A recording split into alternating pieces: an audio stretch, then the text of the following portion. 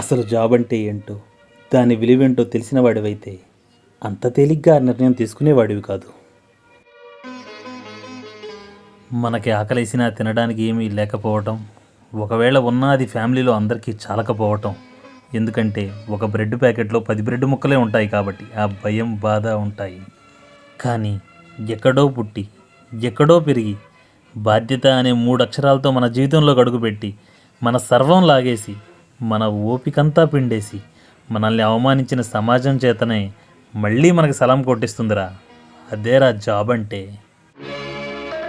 Dating culture నడిచే కాలంలో కూడా మనకి పెళ్ళయిందంటే ఆ గొప్పతనం మన మొహానిది కాదురా, మనం చేస్తున్న జాబుది. ఎందుకంటే ఆధార్ కార్డు, ఓటు గుర్తింపు కార్డు తప్ప ఏ గుర్తింపు లేని మనకి ఒక గుర్తింపు తెచ్చింది కాబట్టి. జాబ్ అంటే నిప్పు లాంటిది. దాని విలువ తెలిసి మసలుకుంటే దీపమై జీవితాంతం వెలుగునిస్తుంది. రూల్స్ బ్రేక్ చేసిన రోజున అగ్నిజ్వాల నిన్ను, నీ కుటుంబాన్ని కూడా దహిస్తుంది. అంత శక్తి గలదిరా జాబ్ అంటే.